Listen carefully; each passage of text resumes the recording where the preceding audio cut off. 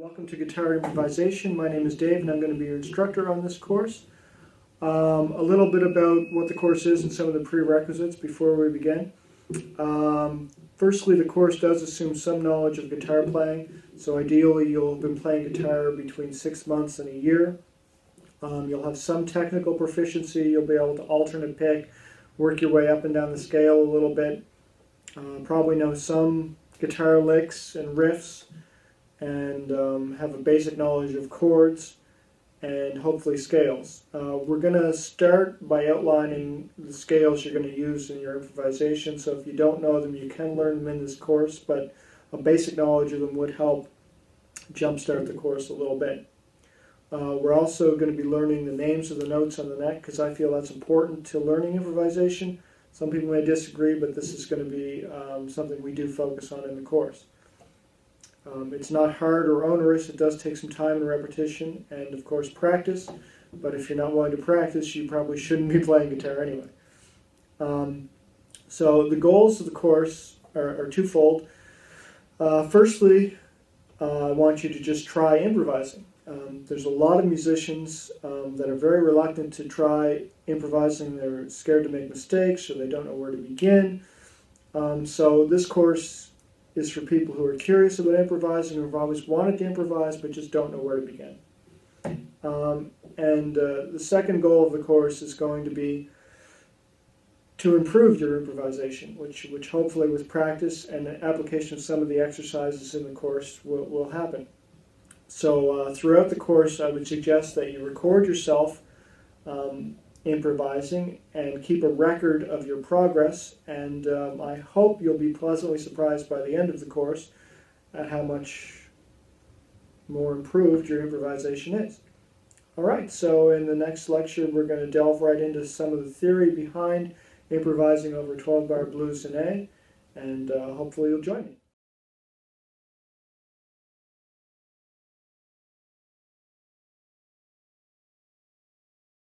Before we jump into the theory of improvising over 12-bar blues in A, just a little bit about improvisation itself. Improvisation is a spontaneous musical creativity. To a large degree it relies on creating new material live in the moment. Obviously with any technique you apply in guitar, you will incorporate licks and phrases that you've learned over years of practice into any improvisations you do, so it's not like you're reinventing the guitar every time you play live.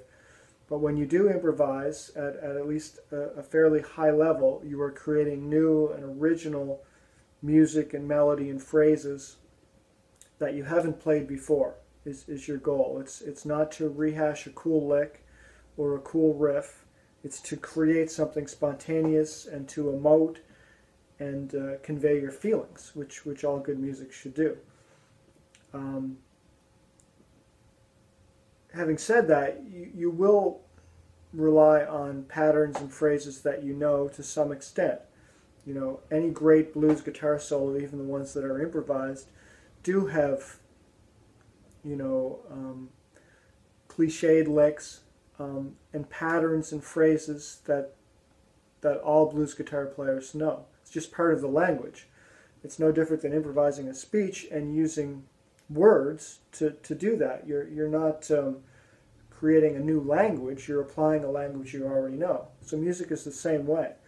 You learn your instrument, you learn the notes and the patterns and the scales and the licks, and then you create a new conversation out of the existing material you already know. So it's very much like language. It's conveying emotion, creating new content out of old content and knowledge, and a lot of it too is listening. So when you're improvising, you know, listening to the band that's playing, the rhythm, the melody other players may be using, and the notes you're playing yourself, so you can build upon that, or, you know, change a phrase, change a rhythm, or do a call and response. So it's active listening. It's not just getting up and playing a song and you play the song the same way you always play it. It's actively responding to what's going on in the band, to striving to create something new and fresh and something that conveys the emotion you're feeling. So that's my 2 cents on what improvisation is, and now we're going to look at how to do that in a 12-bar blues context in the key of A. For the sake of this course, there are 12 notes we can use that are available on the guitar. And after you hit those 12, they either repeat higher or lower in frequency, but they are the same notes. So you have 12 note choices at any given time. And the way we label notes is from A to G with either sharps or flats in between them. So since we're in the key of A, we'll use A as our basis point. I'm not going to get a lot into the theory, but just enough so you know the notes and know where they are on the guitar, and then what notes are comprised of the scales we're going to be using. I'm not going to get into more advanced applications. We're going to stick to a 12-bar blues progression and notes that will work over that. So we're going to try to keep it as basic as possible, but still give you some kind of underlying foundation. So we have 12 notes available, and those notes in order from A to G are A, A sharp, B, C, C sharp, D, D sharp, E, F, F sharp, G, G sharp, A. So what you'll notice about that is there were sharps in between every note with the exception of B to C and E to F. So we'll look at this on a guitar, and I can show you how those fall out. We'll start with the A string because that's the string that is in our key. So that is the 5th string of your guitar. It's your open A. So going up, we're going to go right up to the 12th fret, starting at the open string, working up to the 12th fret, and we're going to name all the notes that are on the guitar. So you've got A, the 1st fret, A sharp, the 2nd fret is B, the 3rd fret is C, the 4th fret is C sharp, 5th fret is D, and D sharp, 7th fret is E, the next fret is F, F sharp, 10th fret is G, 11th fret is G sharp, and then the 12th note, you're back to your octave, so that will be an A. So those are 12 notes that comprise all music. Now, on a guitar, your tuning, which you probably know, goes in standard tuning from the 6th string, which is the thickest string, to the thinnest string. The tuning goes E, A, D, G, B, and E. So the top string and the bottom string have the same notes along the neck, just in different octaves. So if I play the 1st fret of the 6th string, I'm playing an F. If I play the 1st fret of the 1st string, I'm playing an F. Different octaves, but the same note. So what we're going to do is practice finding the notes on the neck when we get to the exercises section. But for now, the neck is laid out using that repeating pattern of notes for every string. You just start on a different note depending on which open string you're on. So if I started on the B string, the 2nd string, that note is a B, so the next note is going to be a C, because we know there's no sharps or flats between B and C and E and F. So what we're going to do is learn all the notes on the neck. Now we're going to start with our scale notes and chord tones, but ideally you want to learn all the notes on the neck. And we'll get in how to do that in the exercise sections.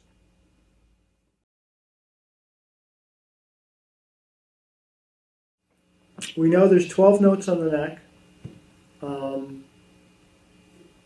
but that leaves us with a lot of questions. How do we organize those 12 notes into something musical? how do we figure out what chords to play over which notes and which notes to play over what chords and vice versa? Well, the good news is a lot of the hard work has already been done for us. There's basic, understood and ingrained musical structures that most people use to create music, so we don't have to reinvent the wheel. We can focus on expressing ourselves in a context where we know basically what notes will work and what notes won't work. So we have a shared concept of dissonance and consonance, which is bad sounding notes and good sounding notes that have been developed over time. So we're not going to reinvent the wheel, we're not going to start from square one, we're going to work in a musical context that has already been established. And what we're working with is a 12-bar blues. And the 12-bar blues is derived from a major scale harmonization. That's how you come up with the 12-bar blues chord progression. So again, a lot of this may be over your head. I'm just going to go through it fairly quickly. If you have questions about it, you can ask me, but I'm just going to go through it, do a basic explanation of how we come about to the progression of a 12-bar blues, and then we'll delve into what scales and tones we can use over it. But this is just a bit of background material. So when you harmonize a major scale, you got a specific grouping of chords by stacking the thirds on top of each other. Now again, this may be over here, but that's okay. We don't have to really delve into it too much at this point. But what you end up with are major chords for the first, fourth, and fifth degrees of the scale. Except in the blues, we change them all to dominant sevenths. So the blues is a bit of a wild child of music theory because we do really change a bit of the structure of a standard chord progression. So let's see how this works. So we're going to start, I guess, with a major scale in the key of A. So the key of A has three sharps, F, C, and G. So you don't play A and C, you play A, B, C sharp, D, E, F sharp, G sharp, A is your major scale. On the fingerboard, it's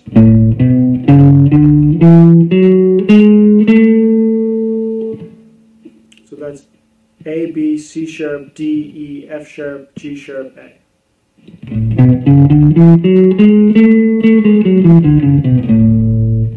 So that's your typical do, re, mi, fa, sol, la, ti, do scale.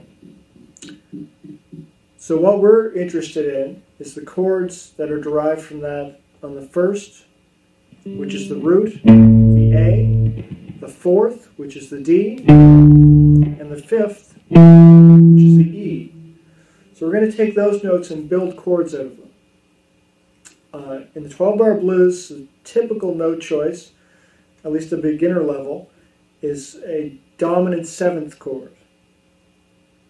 So next we'll talk about chord construction and what chords are.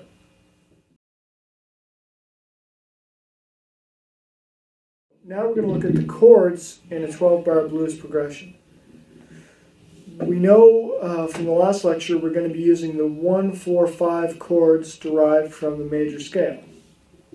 And in the blues, what we do with those chords is make them dominant seventh chords. So as a basic starting point, a chord is comprised of the root, third, and fifth of the scale.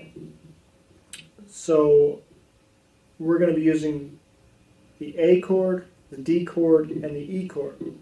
So to get the A chord, we take the root, third, and fifth of the A major scale. And the notes that gives us is A, C sharp, and E. Now we're also going to want the flat seventh because that's what makes it a dominant seventh chord. And we know from the last example that the seventh note in an A major scale is G sharp. So if we flatten that, we end up with a G natural note, or just a plain G note. So an A dominant seventh chord is going to be the root, the third, the fifth, and the flat seventh. of the A major scale, which is A, C sharp, E, and G. So we have those notes, and those notes are going to be our dominant 7th chord. Now, for the 12-bar blues we're going to be working with, I like to use a chord shape that is just a partial chord. So what we're going to play is we're going to play the 5th fret, 6th string, the 5th fret, 4th string, and the 6th fret of the 3rd string. And those notes are A, G, and C sharp. So we're not going to play the 5th. We're going to play the root, the 3rd, and the flat 7th. So we're going to play the root, the A, the C sharp, and the G.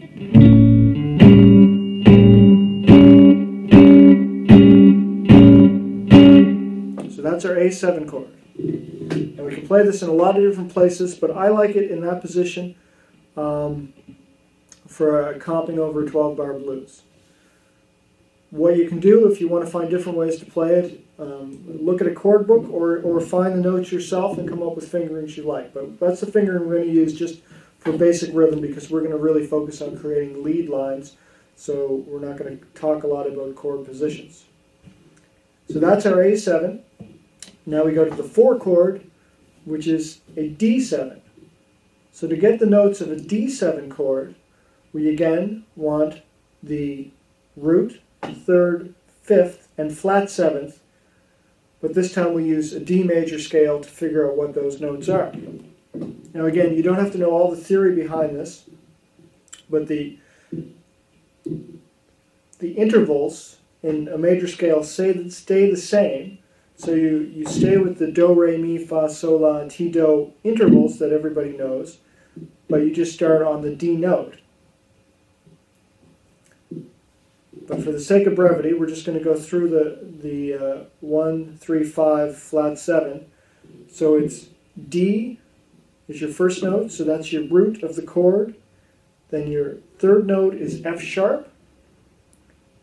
Your 5th note is A, and your 6th note is a flat 7th, which is a C. Because normally in D major scale we know the last 2 notes have a half step between them, so it would be C sharp and D. So C sharp would be your 7th of the D scale, but we're going to flatten that and make it a C. So to play a D7 chord, we're going to play this shape. We're going to play the D at the 5th fret of the 5th string, the F sharp at the 4th fret of the 4th string, and we're going to play the C at the 5th fret of the 3rd string. So we have 2 3-note chords. So there's your A7, and there's your D7. So we have 1 chord left to find, and that's the 5th of the A major scale, and that's the E7 chord. Now the great thing about the E7 chord in this fingering is we just move everything up 2 frets, and we get our E7 chord. So our D7 chord is at the 5th fret, 4th fret, 5th fret on the 5, 4, 3 strings respectively. To get the E, we just move everything up 2 frets. So we're now at the 7th fret, 5th string, the 6th fret, 4th string, and the 7th fret, 3rd string. And that will give you the root, 3rd, and flat 7th of the E major scale to give you E7. And then the notes on that are G sharp and D. So those are the 3 chords we're going to use to make up our 12-bar blues. And next we'll talk about the structure of the 12-bar blues. 12-bar blues is a pattern that's been around for quite a long time, and it uses a grouping of the 1, 4, and 5 dominant chords that we've looked at, A, D, and E7, and puts them in a specific order, and usually you will just repeat through that in a progression. So what we're going to look at is a 12-bar blues progression in the key of A that has what you'd call a quick change on the second bar. So I'm going to go through the 12 bars, and we're going to play a quick 12-bar blues. So the chords are going to be A7, D7, then 2 bars of A7, 2 bars of D7, 1 bar of E7, 1 bar of D7, 1 bar of A7, and then another bar of E7, and that's the 12 bars.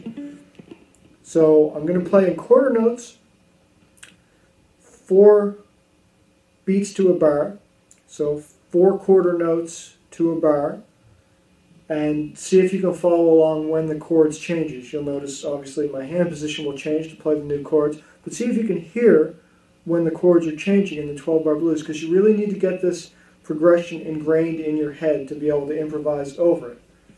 So we're going to play slowly, and we'll do a through it once, all 12 bars.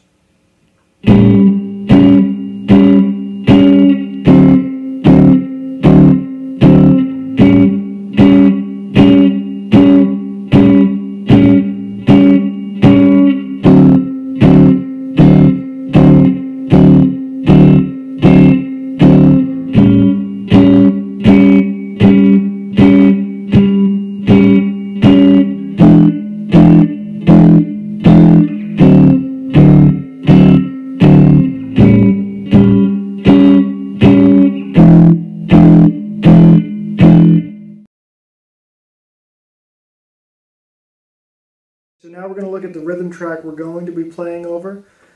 Firstly, note about the rhythm. I'm going to assume you have a basic understanding of the concepts of rhythm, like quarter notes, eighth notes, triplets, half notes, whole notes. But in blues, sometimes the rhythms will be played with what they call straight eighths or swung eighths.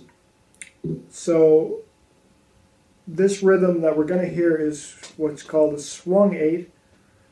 So it's not straight eighths. It's what you basically do is think of the notes as a triplet, and you're playing the first note and the last note of the triplet, but you're not playing the second note. So I'll play a straight eighth and then a swung eighth so you can hear the difference. So straight eighth is your simple 1 and 2 and 3 and 4 and.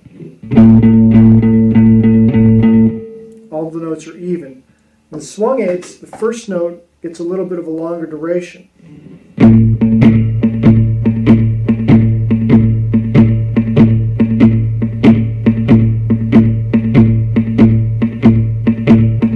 you can hear when the rhythm kicks in on the second time I go through the 12-bar blues, I'll play a little pattern like this over the chords, and you can really hear the swung part. So if I was going to play this straight, it would be. Over this rhythm, it's going to be swung, and it's going to sound like this.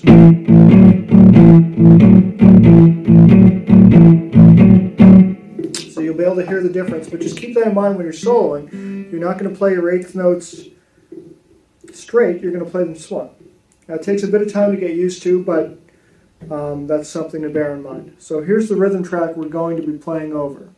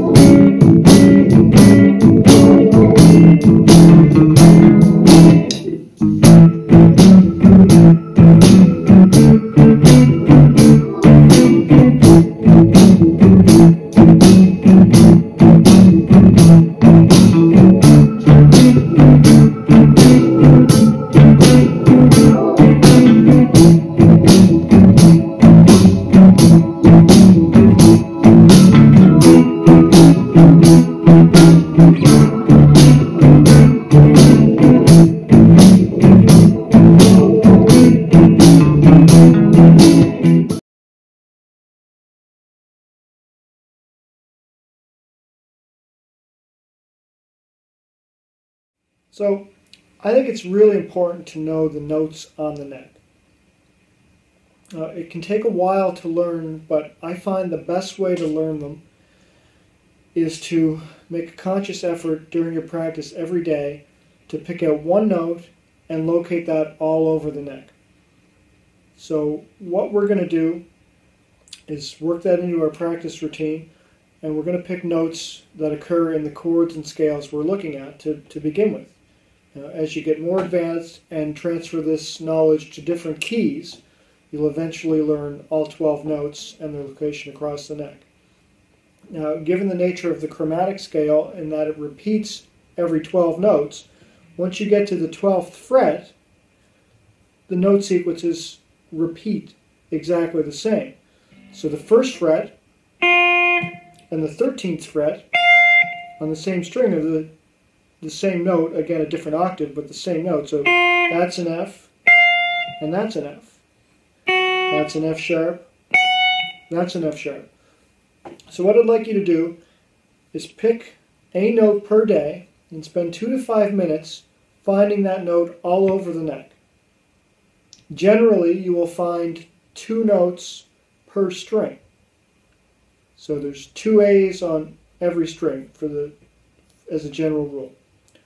So I'll go through that with A as an example, but I would suggest taking 1 note a day, either out of the chords or the scales we look at, and locating that on the neck. Another exercise that is useful is to write out all the notes on a string or all the strings, just to kind of get that pattern in your head.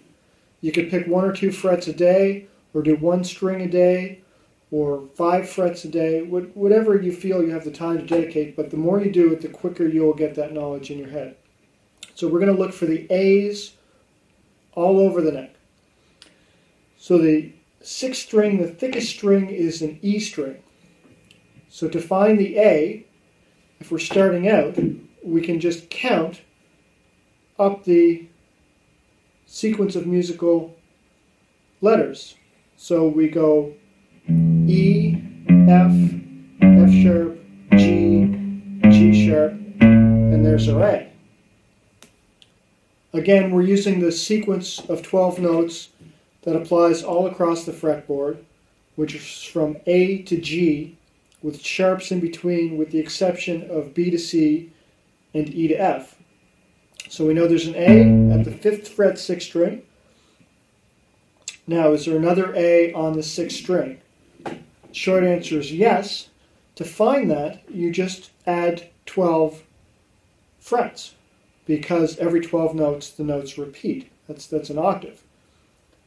So if there's an A on the 6th string at the 5th fret, if you add 12 to that, at the 17th fret,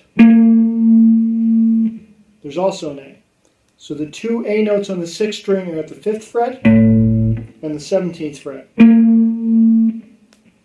The next string is the A string, the 5th string. So the open note is an A, and you add 12 to that, and the 12th fret, 5th string, is an A. So those are the 2 A's on the 5th string. On the 4th string is a D string. So if we count up from D, we get D, D sharp, E, and there's no sharp, so we know it's F, F sharp, G, G sharp, and then A. So there's our A on the 7th fret, 4th string. So if we know there's one on the 7th fret, if we add 12 to that, we know that the 19th fret will be an A as well. So we have it at the 7th fret and the 19th fret of the D string. We go to the G string, we know that 2 up from G is A, so the 2nd fret of the G string will be an A.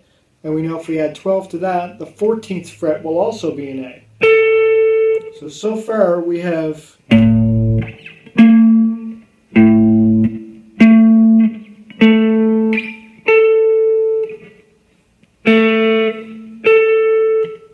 then we go to the B string. So we know that B is already past A in the notation, so it's going to be quite far up the neck. So we know if the open string second string is a B, we know 12 frets up will be a B, so we go back 2 frets to get our A. So that's a B note. 2 frets back on the 10th fret of the second string is an A. Now, we know we have to go up 12 frets. This guitar only has 21 frets, so I don't have another A on this string. If you have 22 or 24 frets, you would have the A at the 22nd fret. But I only have 21 frets on this guitar, so there's only one A on the B string. And then the next string is the E string, in a different octave than the 6th string, but it's the same notes. So we know those notes were at the 5th fret and the 17th fret. So I would work through that on, say, the first day of your practice schedule. Spend 5 minutes and do that with the A note, and then the next day maybe pick another note. You could pick a note out of the chord or out of the scales that we're going to learn. What I would do first is do the A's one day, and then since we're going to use a D chord, try the roots, all the D's the next day, and then the next day maybe do the E's. And then the following day you could go back and do the A again till you're comfortable with it. Once you are comfortable with the root notes of the A, D, and E, you could go back and do the thirds or the flat sevenths or the fifths to get comfortable with those notes as well. So it's kind of a tedious exercise, but I think it's well worth doing, and with some repetition you will get a good handle on where the notes lay on the neck.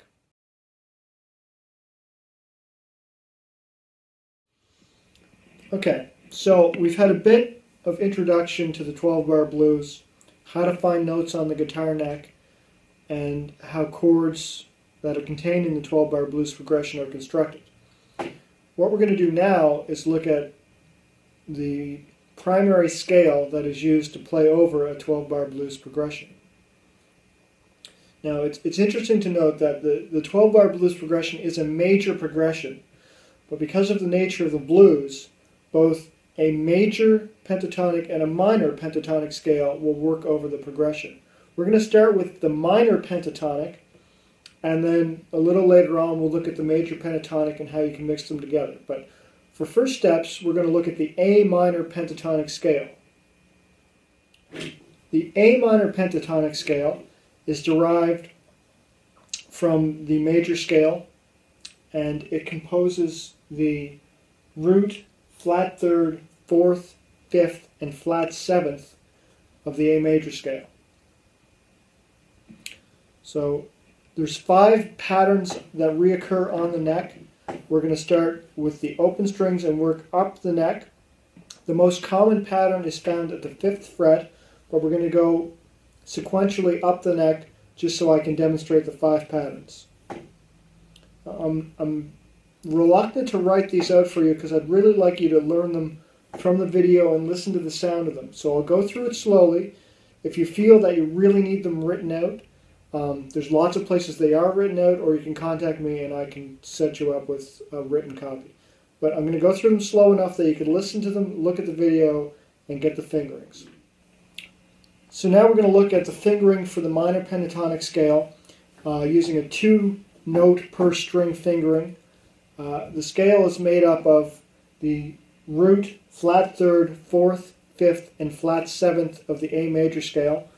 It's also a relative minor of the C major scale, which basically means that there are no sharps or flats in those notes. So you have the notes A, C, D, E, and G. So we're going to locate those on the neck. I'm going to go through it slowly enough that I shouldn't have to write it down, but if you feel you really need a written copy, let me know and I can find you a good written copy. And then of course there's a ton on the net if you want to look up, Google Pentatonic Scale fingerings. There'll be a ton of them. But I'll go through them here slowly enough that we can pick them up from the video. That way you engage your ears and you make that connection between your fingers and your ears rather than just staring at a page. So slowly we're going to start with the open strings and play the notes that are in the scale. So the shape of the first one we're going to deal with is open 3, open 3, open 2, open 2, 1, 3, open 3. So meaning open string 3rd fret, open string 3rd fret, open string 2nd fret, open string 2nd fret, 1st fret, 3rd fret, open string 3rd fret. So slowly, I'll go through that, and notice that we're starting on the E note because we're dealing with the open 6th string.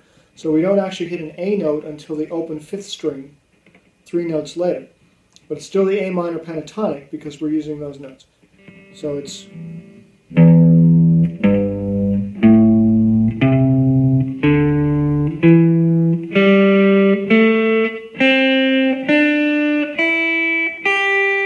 backwards.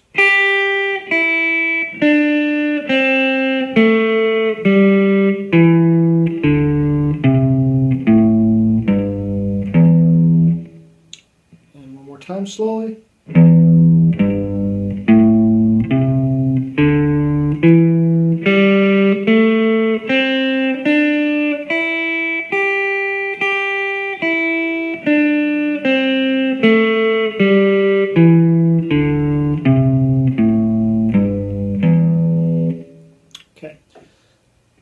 So we started on an E note. The next note up in the scale is a G, so for the next position we're going to go to the G note on the 6th string, which is at the 3rd fret. Again, we're going to go with a 2 notes per string pattern, and we'll play the notes in order. So this one goes using the frets, the numbering of the frets, again 2 notes per string. It goes 3-5, 3-5, 2-5, 2-5, 3-5, 3-5. So it's...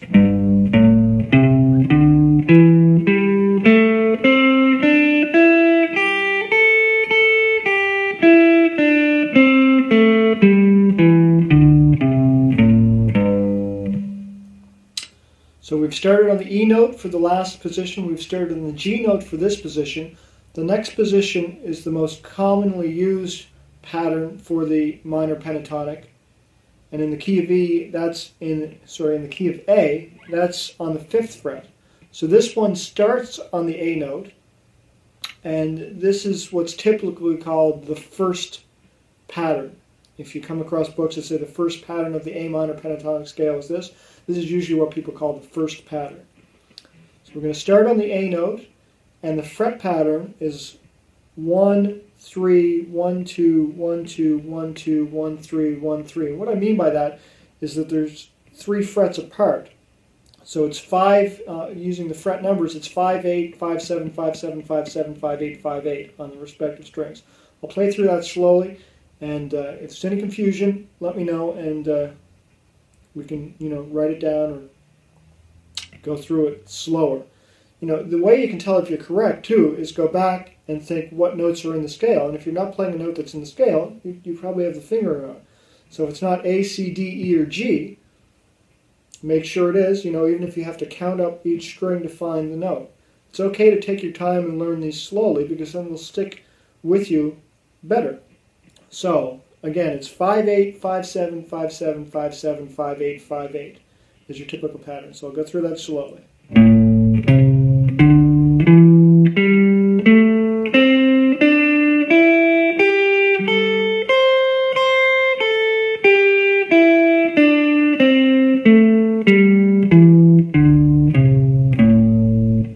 Okay, so that's from A.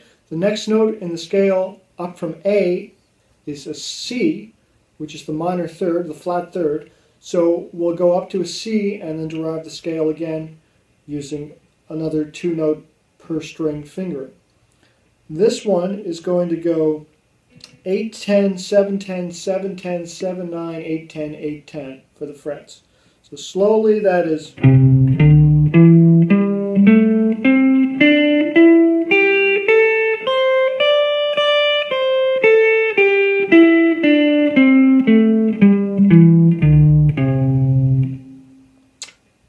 Next note in the scale is a D, so we'll go up to the D note at the 10th fret of the E string and build the scale again. This fret pattern is going to go 10, 12, 10, 12, 10, 12, 9, 12, 10, 13, 10, 12. So slowly it's...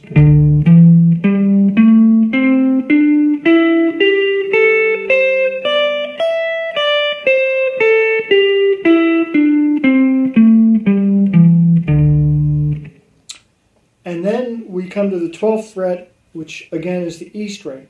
So it's going to be the very same pattern as the first pattern we learned, except instead of open strings this time, anything that was an open string is now played on the 12th fret. So the first pattern we learned was open 3, open 3, open 2, open 2, 1, 3, open 3. This pattern now, again on the E, is going to be 12, 15, 12, 15, 12, 14, 12, 14, 13, 15, 12, 15, which is exactly the same pattern, just played 12 frets up. So here's that pattern slowly.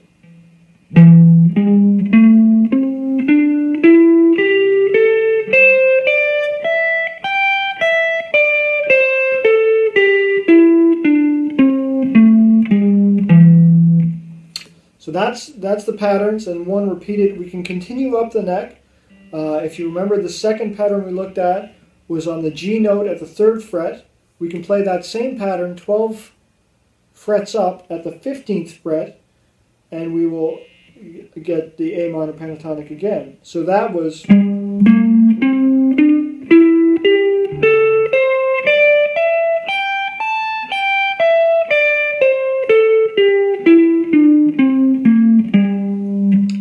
At the 15th fret, we repeat the most popular pattern, which in this case is 17, 20, 17, 19, 17, 19, 17, 19, 17, 20, 17, 20 of the frets. So it's... And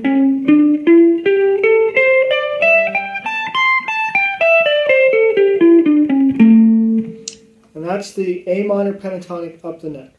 Again, the notes are A, C, D, E, and G, which are the root, the flat 3rd, the 4th, the 5th, and the flat 7th of the scale.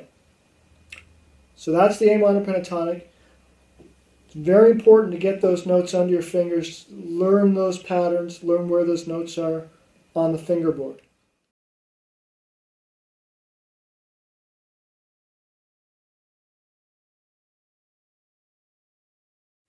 Okay, so at this stage of the course, I'm going to assume you have a basic knowledge of the minor pentatonic scale. If you struggle with the scale, feel free to take a little more time to get it under your fingers before you try improvising. At this stage, to keep the course accessible to a wide range of players, I'm going to limit the use of articulations such as bending and vibrato, just to focus on the notes we're playing and to keep things simple enough that beginners will feel encouraged to improvise. Now, when you're practicing improvisation, you probably want to spend 15% of your practice time on improvisation. If you're a beginning to intermediate player, you're still going to have to focus on things like chords and scales and learning songs and rhythms. And what we're going to look at in the next few examples after we try our first improvisation is specific exercises to reinforce certain techniques and methods to encourage improvisation. Now, these are going to be restrictive intentionally, but when you go to actually improvise in a live setting, you really don't want to restrict yourself. You want to really kind of focus on playing what you feel. But we're going to be a bit restrictive when we're practicing improvising to reinforce specific concepts. So just keep that difference in mind. Okay, so as a baseline, I'd like you to record your first improvisation. You can use the backing track provided to play over and keep your notes to the A minor pentatonic scale. If you're more advanced, you can incorporate bends and slurs and hammer-ons. If you're less advanced or not comfortable with those techniques yet, you can just play the notes straight.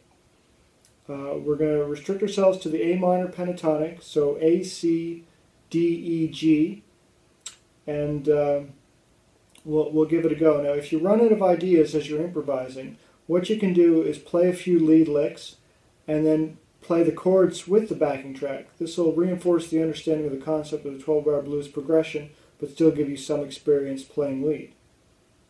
Okay, so it's time to try our first improvisation. I'll do a basic demonstration using the A minor pentatonic scale in the open position and at the 5th fret, and then I would encourage you to grab the backing track and record your own improvisation. And as the course progresses, when you work through the scales and techniques and exercises, hopefully your improvisational skills will improve and you can record yourself again later and see the differences in your approach.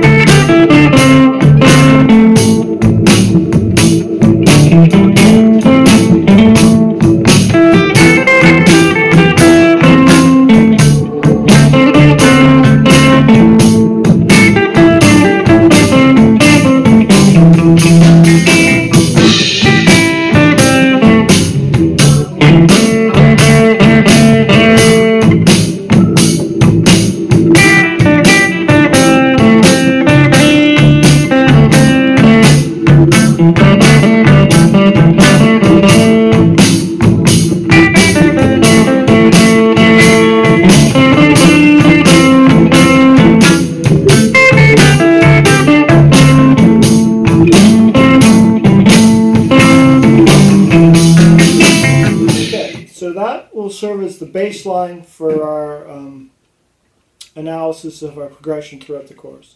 That's our first attempt.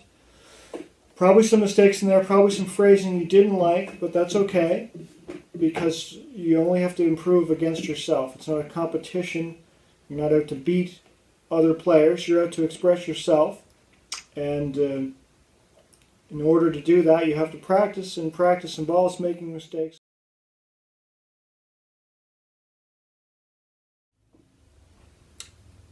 Okay, the first thing we can look at to improve our phrasing is to sing the licks we hear in our head. Now, I'm not going to sing for you because I'm not a great singer, but I would try to vocalize the notes you want to play in your head and then try to play those on guitar. And what it'll do is give you a more dynamic phrasing, more like a vocal phrasing, and it'll avoid just being an endless series of licks and running up and down the scale. So I'll give you an example. So, you know, in the first improvisation I tended to do so a little running up and down the scale.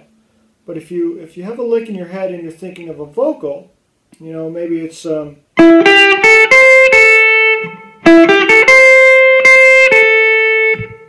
little bit more of a vocal phrase, and then there's a break. Okay, so to practice this, we'll start without the backing track, and we'll just focus on the A chord for the moment. So we're going to play a bar of A, and then we're going to play a lick. Now you can move that up and down the pentatonic scale if you're more familiar with the scale over the neck, or keep it in one position, whatever you want to do. The idea is to just get some vocal-like phrases. So you want to be singing the lick in your head or out loud if you want to, and then try to play what you hear. And if what you hear isn't very exciting at this stage, that's okay because you're still learning. So what this will do is hopefully get you a bit more vocal phrasing and also improve your rhythm because you're playing one bar of the chord and then playing one bar of licks. So I'll demonstrate that, and you can try it yourself. So at this point we're just going to play the A7 for a bar, and then play a lick, and then back and forth. So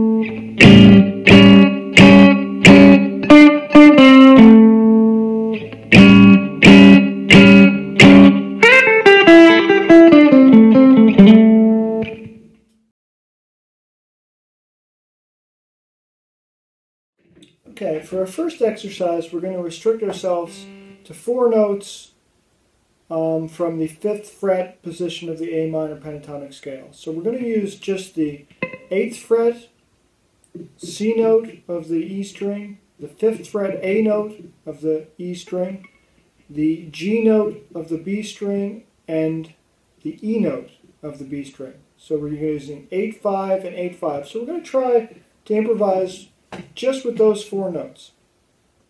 Now, as we're doing that, we're going to focus on 2 things: varying the rhythm of our playing and trying to create vocal-like phrases. So trying to maybe sing a phrase in your head and try to play it on guitar using those 4 notes. If you like to sing out loud, you can try that too, but I'm not going to sing for you.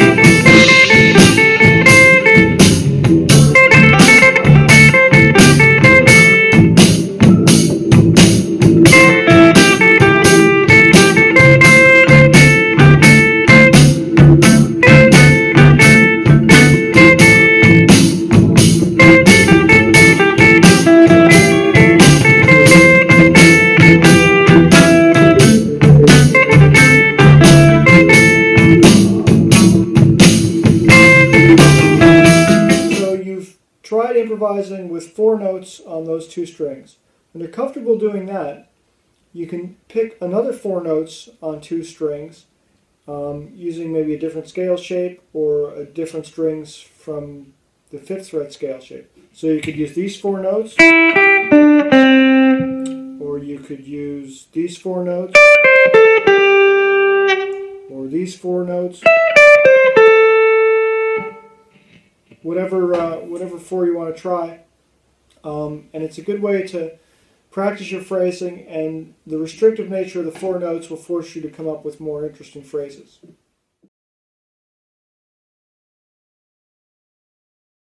Another exercise you can practice doesn't restrict the notes you can play, but restricts the rhythm. So what I'm going to do now is an example where we practice quarter notes for a few bars over the progression, then 8th notes, then triplets, and then 16th notes. Now, again, this is an exercise just to focus on developing some rhythmic patterns, but when you go to improvise, you don't want to restrict yourself in this way.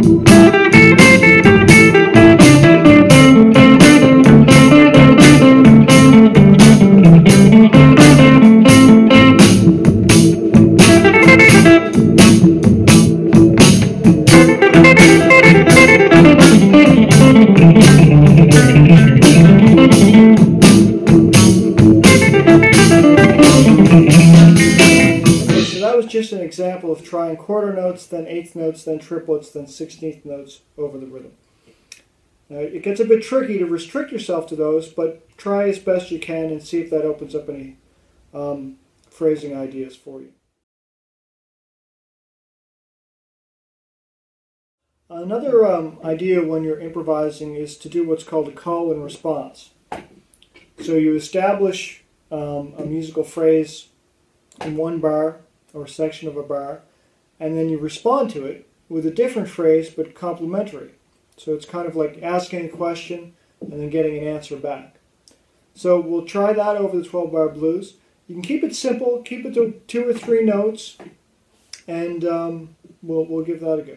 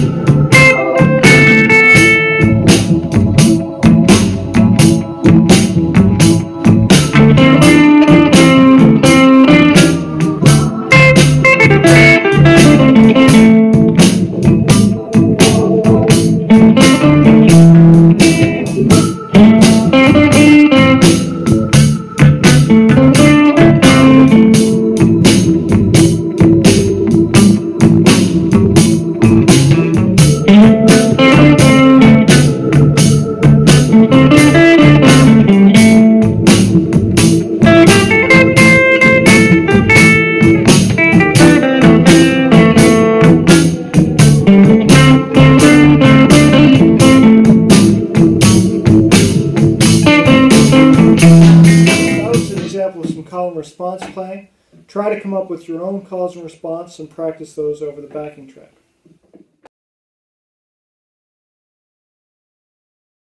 We've stuck to the notes of the A minor pentatonic scale. Now there's a few more note choices that we can use that will spice things up a little bit. And you want to be aware of these, particularly the flat 7th and the 3rd when you're resolving phrases. So for the A chord, we have access to the 3rd, which is a C sharp, which is not in the scale. For the D chord, we have access to an F sharp, which is not in the scale. And for the E chord, we have access to a G sharp, which is not in the scale. Now the other note we have is a flat 5th, which is the E flat. And that makes up what's called the blues scale. So the scale, we have the minor pentatonic that goes, the blues scale adds the E flat, so it gives us,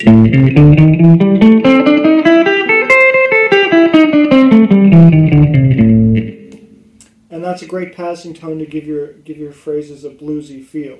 So if you're coming off the turnaround at the end of the 12-bar blues, when you're resolving from E to D, you can play that. So you've got your turnaround.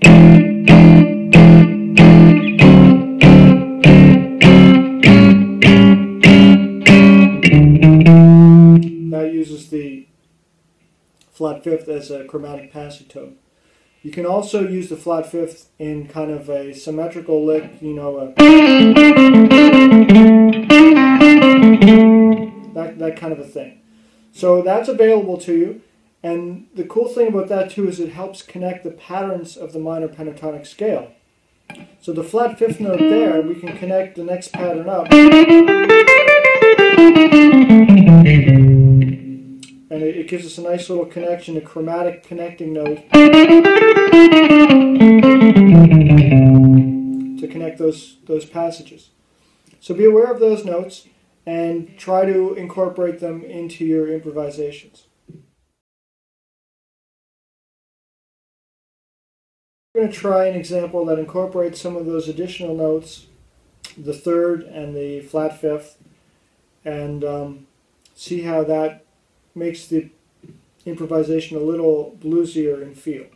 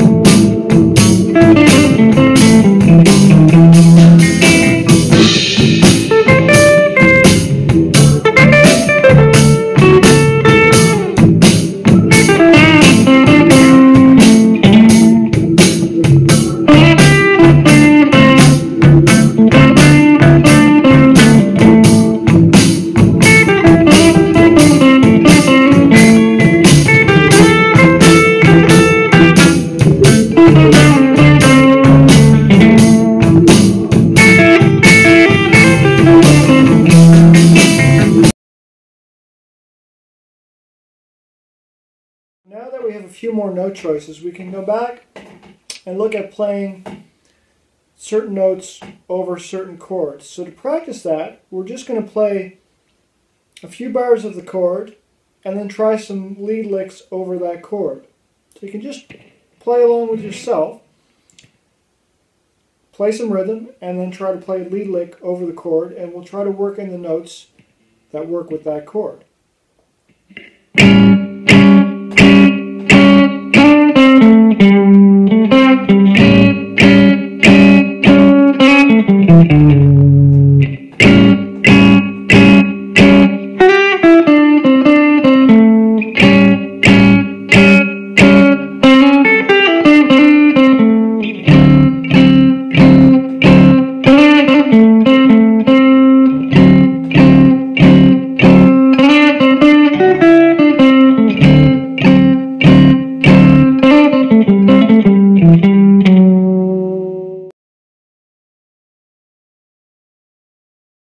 As an exercise, we're going to try to isolate the chords and work out some ideas that work over them. So just work on landing on notes you want to hit over the chords. So in A,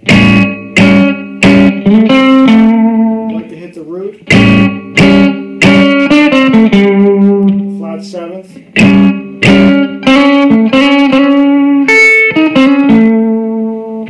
or that third. We can also use the flat third for the A.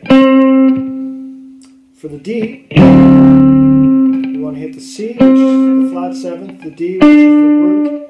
We can also hit the F sharp, which is the third, and we can hit the A, which is the fifth. So practice just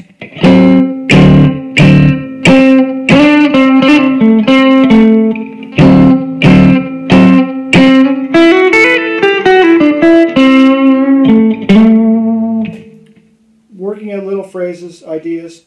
Try to sing along if there's a melody in your head, and work on resolving to those notes. And the E is a quicker turnaround, so you can work that in a little bit.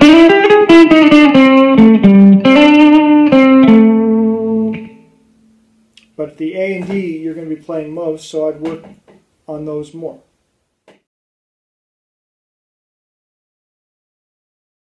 Two more concepts that are important in improvisation and playing guitar in general are repetition and leaving space. So I probably have a tendency to overplay a little bit, but it never hurts to leave a bit of space and let the music breathe.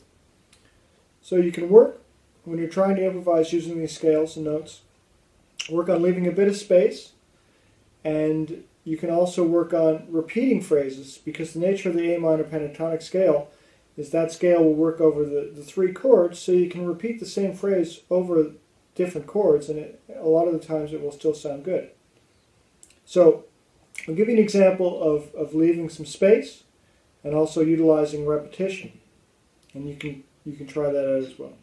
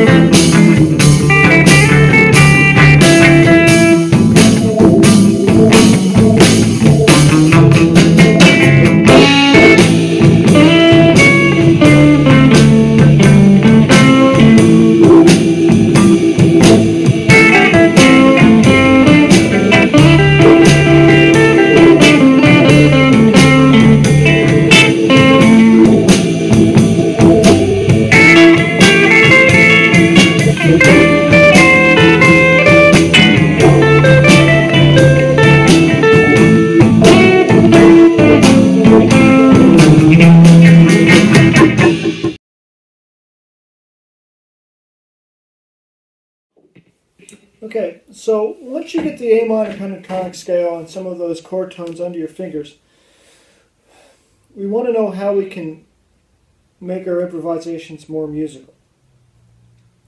Now again, if you're a more advanced player, you can work in bends and vibrato and articulations.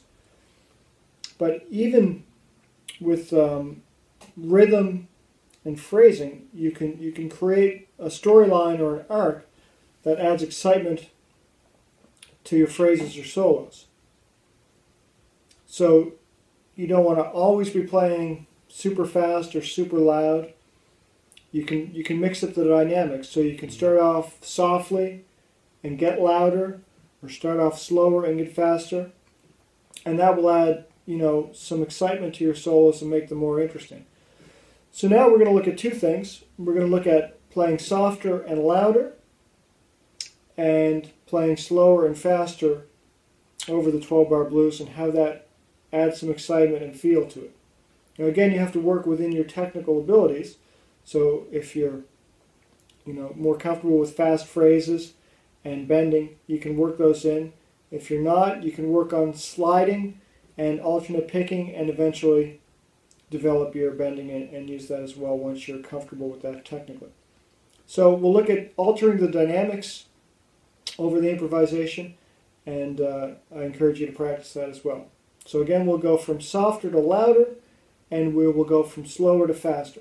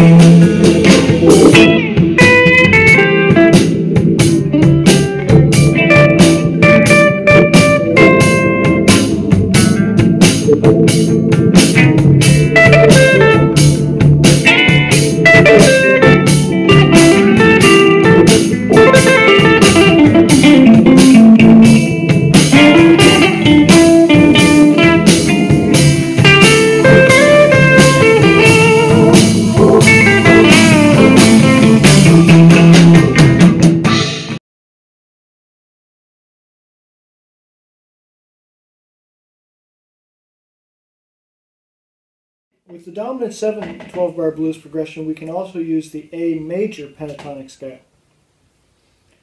Now, it's important to note if you're playing a minor blues progression, you can't use the major scale as a rule, but with the major progression, with the dominant 7th progression, you can use the A minor pentatonic scale that we've looked at, or you can also use the A major pentatonic scale.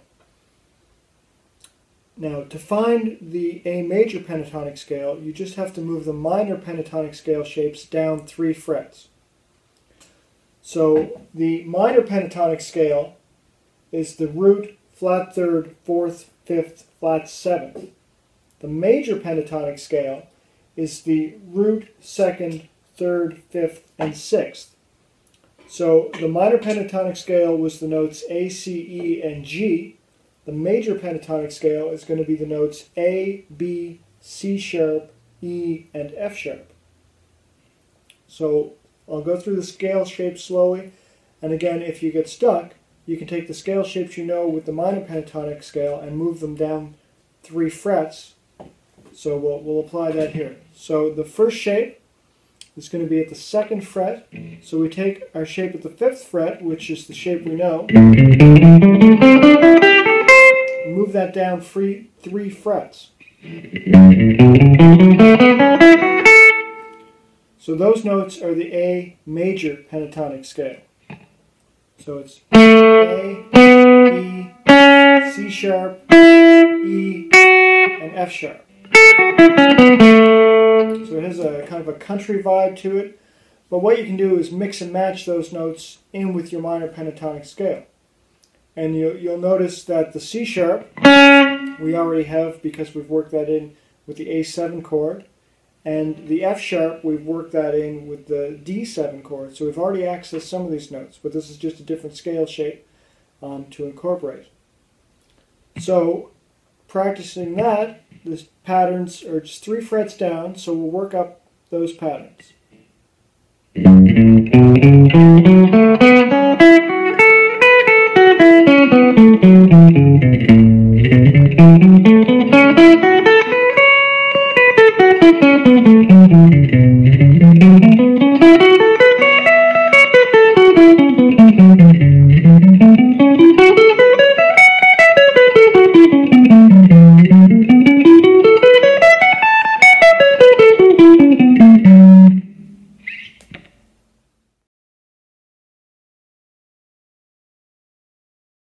So the extra notes we have available because of the major pentatonic are the notes B, C sharp, and F sharp.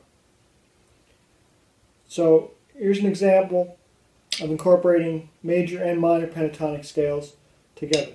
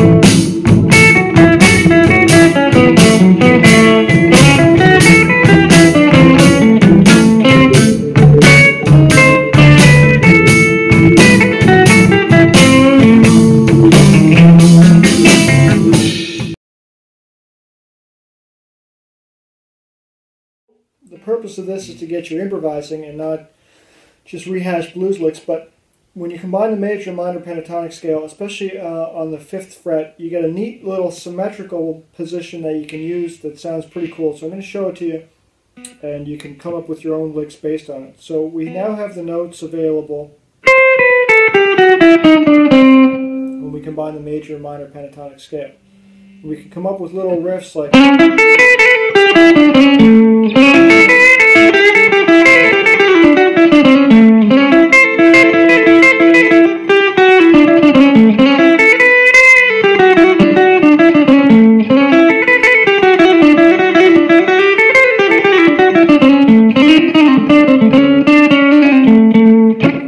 kind of stuff like that that's fun to play and neat.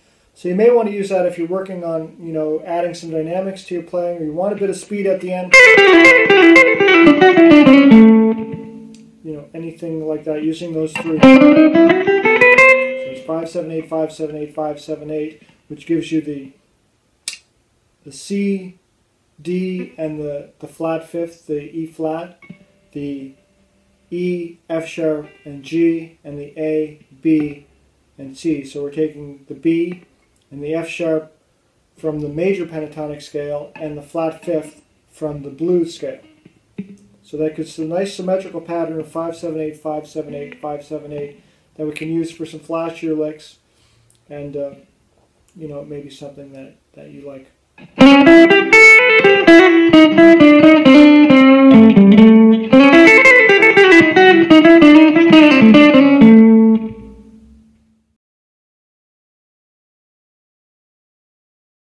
Another good exercise to help learn the fretboard and make you comfortable moving across the neck and improvising in different places is to come up with a lick and then move that lick, play it in different places across the neck. So if we like a simple lick like that's A, C, A, G, we can look at where we can play that elsewhere on the neck. So if we start with an A here, where else can we play that? We can play that at the 10th fret, play that at the 17th fret, play that at the 7th fret, we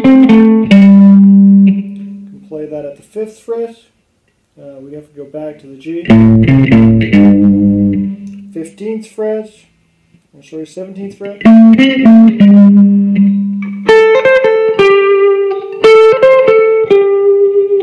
So, that's a great way to expand your vocabulary. Come up with one phrase you like, figure out the notes, A, C, A, G, or whatever your phrase is, and move it around the neck. So you can have... that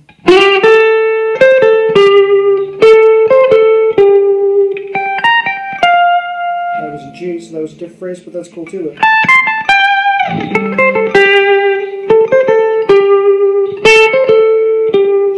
To get the next root, you just move 2 frets up. So we're on the 8th fret, then we start on the 10th fret. We're on the 12th fret, then we start on the 14th fret.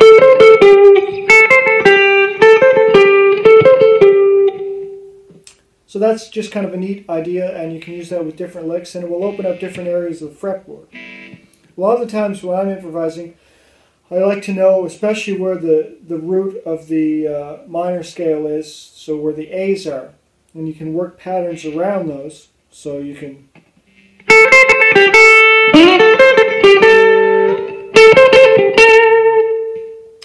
those kind of licks will work once you know where the A's are. You just find the A. And you can kind of go to town.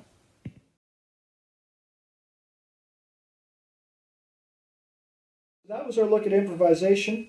We're going to wrap it up by playing a final improvisation, and hopefully when you compare your first one to this one, it'll be improved and you'll have learned some new techniques and concepts.